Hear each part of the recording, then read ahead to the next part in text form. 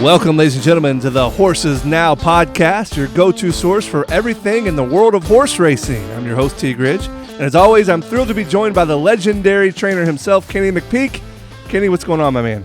Calm down about legendary stuff, not that old yet. That's a good point. Look, everybody out there, thanks to Teague, this is getting done. This guy's doing a great job helping us here. I enjoy sharing my thoughts with everybody, but Teague's he's the mastermind of putting all this together. So thanks for that, Teague. Well, I appreciate that, Kenny. I tell you what, man, we've had a lot of listeners. Hey, in one day we had over 40,000 listens the day of the Travers. So pretty cool stuff. That's crazy. All right, man. Yeah. So I've got a couple things before we get into our topic today, and we've got an interesting topic. So the internet is buzzing about Brian Hernandez's whip fine. So I've got a bunch of different questions I want to talk to you about on that. But before we get into that, you've got some cool things going on with your Magdalen farms and the partnerships, and some people that might be interested in tipping their toe in the water and getting just into the horse racing industry. Talk to us a little bit about that, Kenny. Yeah, well, about 15, 16 years ago, everybody might remember the little downturn in the economy. And we started putting together these Magdalena partnerships. Magdalena is the woman that was buried on my farm back in the 1800s. So what we do is pretty simple. I go to an auction, I find a horse, we bid on it, buy it, and then we put it in the game. And I've got this great group of clients out there that like sharing the risk. I could go on and on between Scott Leeds and Harold Lerner and Greg Back and Paul Fireman and so many others, Mike Mackin, Rob Hutcherson. But anyway, they go buy the horse. I do the work, find the best looking, best made horse I can get my hands on. Okay. Then they'll acquire the horse, and then they will take a percentage of it, and then we offer out 20% shares to those that want a first-time horse. I mean, it's a really good, what I'd call a starter horse. Because, we all know that they have starter homes. When you get your first home when you're young, it gets you going, and then you work your way up, and it gives you a chance to understand the idiosyncrasies of the sport without all the risk of a young horse. Bringing young horses along is a long process, but the hard work is getting the horse acquired at the sale, and then to diversify the risk of those that are actually buying the horse, and then they'll offer some pieces out. I typically take 10% equity for the communication and finding the horse and all the grunt work, and then obviously I manage the day-to-day. But for people that have never owned a horse, it's a really great way to get going. You're going to have horses offered on what's actually under Magdalena Racing on our website, the McPeek Racing website, but you'll have offerings on there. And right now we've got 2 yearling fillies that we're finishing groups on. 20% share was $25,000 on one and 30 on the other. We've got a couple of 2-year-olds that are a little bit project horses, but they're not very expensive. Vino Rosso filly, and also we've got a Hit It a Bomb filly. Of course, I've had the best Hit It a Bomb out there. Filly named She's the Bomb. Mm-hmm. And then we've also got a couple older horses that we're probably going to offer some people legs on, which is Commuted, a Gunrunner colt, and also a filly named Miss Hebrides, who just broke her maiden here at Saratoga. Really lovely filly. She's got quite a bit of value. She's entered in the Dueling Grounds Oaks on Saturday, the 11th. So that's a filly with a lot of upside. But anyway, I won't go any further on that. Let's get started on the topic. But for those that are interested, we do put groups together. It's kind of fun. Kenny, one more question on that. So once you get your foot in the door, so let's say I pay my $25,000, my $30,000, is there ongoing fees after that? Everybody shares the expense. They're real simple. They're called sole ownerships. It's not an LLC. It's not a fancy contract to it all. It's a very simple. I like to call it partnerships kept simple. Mm-hmm. I think if you're going to race a horse, you should be prepared to pay 10 to 20% of the purse earnings, or I'm sorry, of the ongoing expenses, so you actually understand the day-to-day. And there will be some 10% shares on some of these too. So that'll be interesting. But it's a good way to learn and get started. Scott Leeds is one of my favorite clients, and Scott started out with the 20% share on a mare named Wonderment. He still owns her. And Scott's so active today. I think he's got more horses with me than anybody. Paul Fireman started with some shares. Harold Lerner's always kind of done his own thing, but he brings people in. But it's a fun way to get going. Yeah, that's awesome, man. Our job's to hold your hand through it all. Yeah, that's really cool. Really cool. All right. We'll talk more about that kind of in a different podcast, Kenny. We could probably do a whole segment on that. So, sure. But if you're interested, you just go to McPeaksRacing.com. McPeakRacing.com. All right. And you'll see Magdalena partnerships on there. You know how to find it. Okay, yeah. So Kenny, the internet is buzzing. And listen, I don't quite understand this. So I'm really curious to get your thoughts on this. So your jockey, who's a great jockey, famed jockey, one of the best in the business, Brian Hernandez. He basically had a whip fine while riding Thorpedo Anna in the Travers.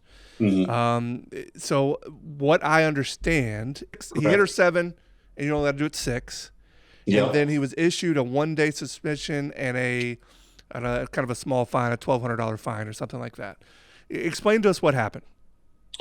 Well, interestingly enough, I have 2 whips in here that I'm going to show you before we're done here. Okay. That I can show you the difference in the whips. Matter of fact, let's just start there. All right.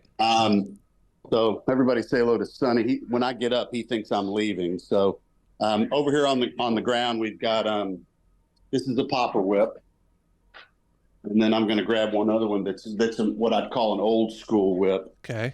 And we'll show you the difference. Should have been better prepared and had that ready before I sit down. So apologies. So let's look at these things real quick.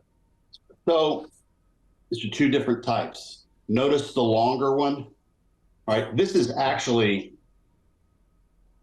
popper whip, and it's almost spongy. This is an old school whip. This is what they rode with, well, for decades and decades, and they really only switched to the poppers in the last probably 5 years to maybe 10. Actually, I'd have to look the math up on that, but they switched over to these popper whips, and they really don't hurt a horse as much as they make a sound. And the thoroughbred's a flea animal, and all horses are flea animals. And when they hear the pop, then they accelerate. Okay. And in the case of Thorpedo, she hasn't felt the sting of a crop. We call them crops. Some people call them whiffs. In Europe, I think they call them a crop. But she hadn't felt that. In the case of Brian, what he did was he hit one too many times. They're only allowed to hit 6 times, which is, I think, a very fair number. Okay. When they reach back, they actually reach back and hit the horse on the hindquarters is counted as a strike. They can use it on the front, on the shoulders, but if they reach back and they go hit towards the rear, then that's considered a strike. This is a new rule in the United States. It's something that we haven't really had that much time to get used to. Although, you think, okay, Brian, all these other great jockeys out there, that they've got a job to do, but they've got to count how many times they hit a horse. That's got to be difficult. Well, a lot of them are really good about it. I don't think anybody really noticed that he did it until the internet noticed. Oh, yeah. And once the internet noticed, then the stewards had to address it. Yep. I suppose it might happen in every race every day that a jockey might hit 1 too many times or mm-hmm. 3 too many times.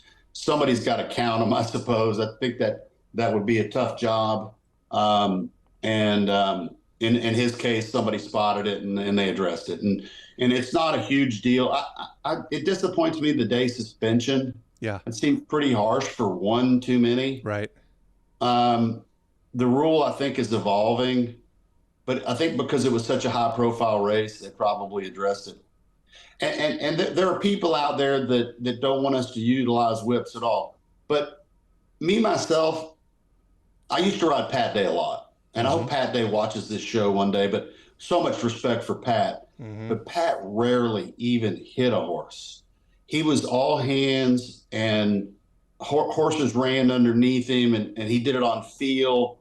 But the harder you hit a horse doesn't necessarily make them run that much faster. The encouragement but they do not need abused. Right. So I do agree with the rule at this stage, and it's been in place in Europe for a lot longer than it has in the United States. And I do think we need to align our rules internationally. And if this is one of them that helps align it, then all the better. And you're going to see whip violations pretty regularly, and it's a good thing. All right, I got some questions on this. So you said this is kind of a newer rule. If I remember correctly, back in the day, jockeys used to use the whip quite a bit. Actually, they used to hit each other with it, right? I mean, so this has got to be something that's kind of newer to the game. Well, yeah, well, you've got I think a 1930s Derby that the jockeys were beating themselves coming down the lane. They called it the fighting finish. Right. And yes, it's not. It has historically been. Yeah, a jockey can take a whip to a fellow rider, and it's happened recently. I can't give you exact dates and times, but it does happen. They get angry, and it's not unusual for jockeys to get back to the room and have fist fights every now and then too. Okay. They're all in the same locker room. But back to the whip rule. It's a good proactive thing, and I think there are fans out there that don't want to see horses beaten on, and I agree. So you said Thorpedo Anna had not felt the whip. How do you think that affected her performance during the Travers? Well, we felt like she would run. Well, she hasn't been tested all year. She had 4 starts, 4 wins, and just galloped around there each time. So we didn't know how fast she was. And sometimes horses respond negatively to the whip. But she, like I said, it's a popper whip. I wish I could show it to you, but it's actually somewhat flimsy and soft. This one's full leather. I mean, this thing would put a whelp on a horse, and they would feel that one. Okay. Old school, but you can see the difference in the length. And this one, when you do it, it makes hear that pop. Yeah, so it's more the sound than it is the feel. Pretty loud, more noise than it does painful. Got it. Actually, I've got to double check where this one came from, but probably Danny Ramsey, my guy. These are both probably his. As a trainer, how do you communicate with your jockeys about the use of the whip, especially with a horse, your high-profile horses like Thorpedo Anna? Is there a particular approach that you recommend to your jockeys? If a horse has any tendencies, you might suggest keeping your whip in your right hand because he might lean out every now and then, or keep the whip in your left hand, and it would be more of a waving, where you can wave it to the right eye of the horse to get him to focus inside. It just depends. I mean, I wouldn't ever give a jockey instructions on how many times to strike a horse or to use the crop. I will obviously allow them to do that. I actually don't give a long list of instructions specifically to Brian Hernandez. I liken it to Picasso and Rembrandt. You don't tell them how to paint. You just hand them a brush, right? Yep. And let them go do their thing. And that's kind of like me training the horse. I like to be able to, paint my own picture as an analogy. The jockeys have to do it on feel. They have to try to judge the pace of the race. They have to figure out how to time the finish so they've utilized all the horse's energy to the finish line. And sometimes Brian's tendency is to be a very patient rider. Sometimes that patience gets us beat, but sometimes that patience wins big races too. Yep. And you want to come to the finish line with that horse extended all the way out to the wire. And it's all about energy from start to finish. Kenny, I think you've done a pretty good job with this to this point in this podcast. But, obviously the use of whips in horse racing can be scrutinized by some of the public that don't quite understand it. How would you address concerns from fans or critics regarding the use of a whip? Well, I do think that the people out there that are sensitive to horses being whipped, they have a point, but you also got to think about it. It's a 1,000-pound animal with a 100-pound jockey, and the jockey has to have some sort of control over direction, of effort, and there's a fine line there. I think the six strikes is a good rule, but you can't go out there without a crop because then the horse in some cases will do whatever it wants to do. Mm-hmm. And so it's a bit of a catch-22. You need it, but you'd rather not use it too much. But at the same time, some horses only respond to it. I actually don't think the more you hit a horse, it makes that much difference. Most really good horses try all the way to the finish line. And this is where Pat Day was so brilliant. And Brian's typically not what I'd call heavy-handed whip rider. He's a very light on the whip. But it's more about how they travel underneath the jockey, and that the jockey get the horse in a balance, in a rhythm. And then the whip, most good horses, they try all the way to the finish line. And as long as the horse is making an effort, you really need to use the whip much at all. Kenny, my son had made an interesting point the other day I'd never thought about. Obviously this isn't something that happens, and I'm curious, maybe someday it might. He asked if the trainers can communicate with the jockeys during the race. Obviously, you guys don't, but he kind of likened it to football, how somebody up in the press box might be telling the quarterback where to look and what's open. Do you foresee that ever happening in horse racing? I do, and I actually have pursued it a bit myself. Have you? That's interesting. Well, I'm friends with Coach Parcells. Yep. Bill Parcells, coach the Giants and legend. Patriots, Jets. Yeah, Mm-hmm. great guy. Mm-hmm. He strolls by here regularly all summer. Okay. I'm still in Saratoga, as you haven't noticed. But Coach Parcells, I talked to him about the equipment that went into the helmets of the quarterbacks, and they're huge crowds, and you see the quarterback trying to listen. Yeah. I myself think we need to do that in thoroughbred racing. However, there is a rule that the jockeys can't carry electrical devices. Okay. And that's a throwback rule that has to do with what they call buzzers. Well, that doesn't happen in circuits that I'm on. That doesn't happen. Right. That has historically happened in some secondary and third layer racing circuits. Got it. So they're not allowed to carry a battery, and there would be a battery inside the ear device. Right. But the other problem with that is that when a jockey's in a race, they need to hear everything around them, because they've got other jockeys telling them on your outside, or I'm in a bad spot. They need to be able to hear the other jockey. And so there's this concern that if you do that, if you put that device in the jockey's ear, then they'll be distracted from hearing what's going on in the actual race. So I think that there's some things to be worked out on all that. But Coach Parcells even went to the lengths of introducing me to somebody that could make the device for a jockey's ear, and then let the jockey decide who communicated with him. I mean, I think it'd be wonderful for a trainer to communicate with the jockey, but I think it'd be better for a former jockey or an experienced person that actually rode races to communicate with the jockey, because they understand the idiosyncrasies of what's happening in a race. Yeah. They can see the fractional times. When you see the fractional times, or you could communicate where the favorite's located, or if the speed horse broke poorly. I mean, it's information, and I do think that horse racing should come around to that. We'll put that on our tasks list. How about that? Tell you what, that's kind of fascinating. And you're right, though, because you liken it to kind of maybe an offensive coordinator who's up in the press box, who can see the entire field, that was a former quarterback that kind of understands defensive schemes. You put a jockey there that understands what's going on. It's been in the heat of the battle. Well, it'd be really interesting to see how that'd come out. This is a game of inches. There's a lot of money on the table. I mean, you getting beat a tough photo or something like that can be the difference between $300,000-$400,000 in $1 million race. Look at the Kentucky Derby that's this last year. That was, I mean, matter of centimeters. Yes, but putting the electronics together for something like this would be a little problematic, because you need it to be based in the grandstand. You'd have to have it. So it worked all over the race course.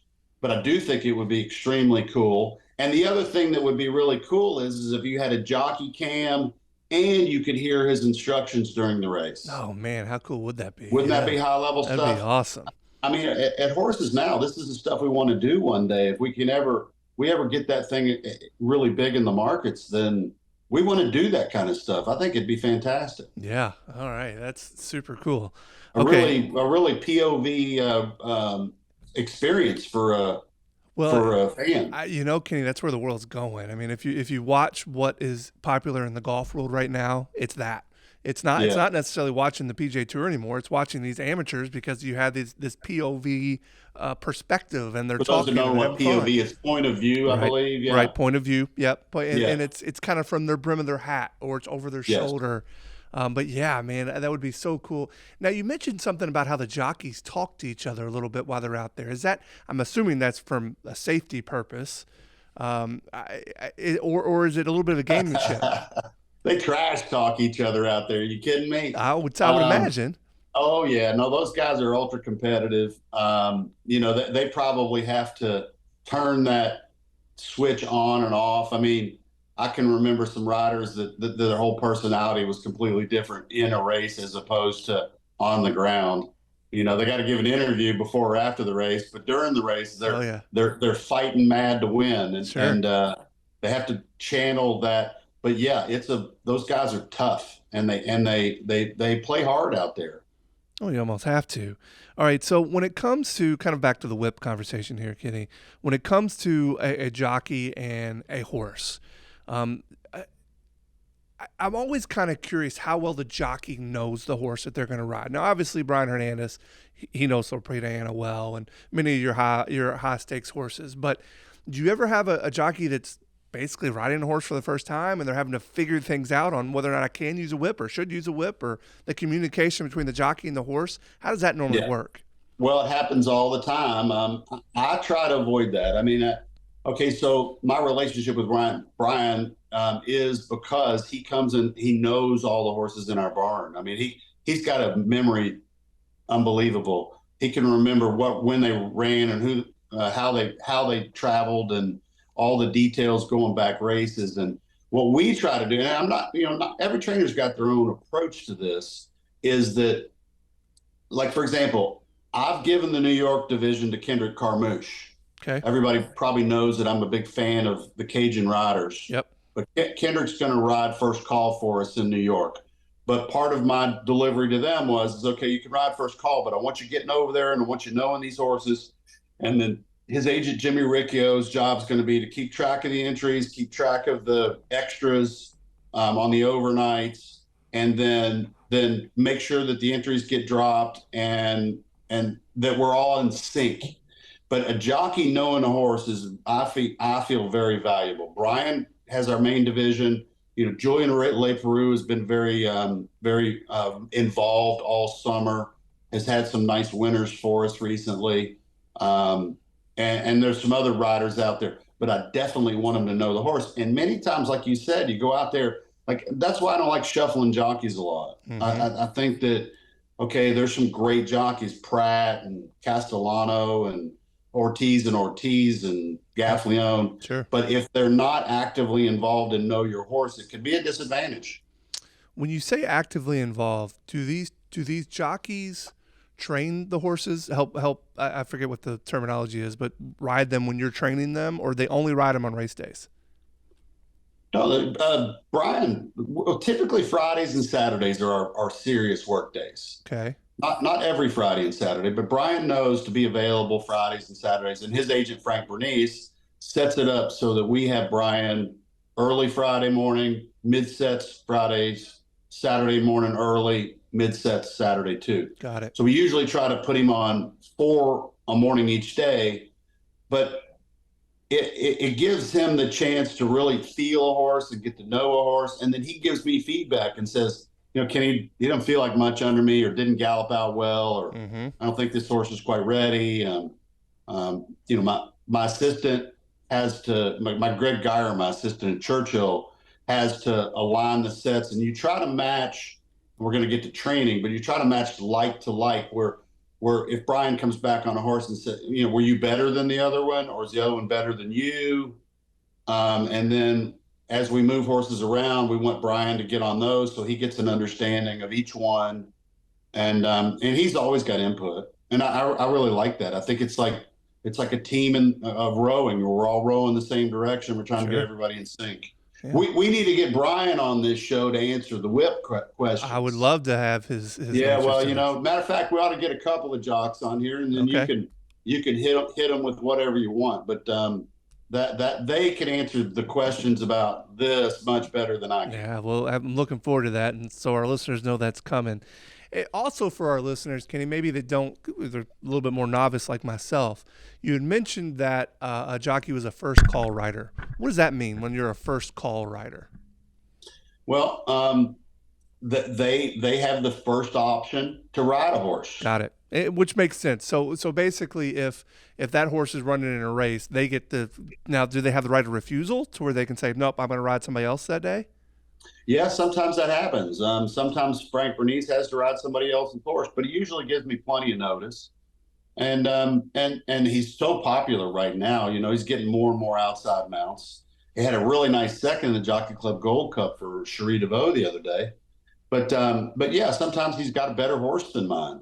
And if that's the case, then Frank would say, hey, we've got a really good one going in that spot. And I might put Colby as Brian's brother on, or I might put Julian or whomever. But that happens. And the best thing to do is to stay calm about it and not worry about it. Kenny, this has been a great podcast. Thank you so much for being as open and honest as you are about the horse racing industry. I think that's what makes this podcast and our show so popular. So anything you want to add before we get out of here today? Well, I think at some point, all you fans out there that we hope are enjoying this, send us a list of what you think we need to talk about. Great idea. We prefer topics. I think we're going to hit a list of things. We're going to talk about probably claiming. We're going to talk about stakes races. We have a whole long list of things we want to talk about. We're going to get onto some what I'd call sensitive subjects, and I think the next one we're going to talk about is breakdowns, which is what this industry really is working hard to try to keep from happening.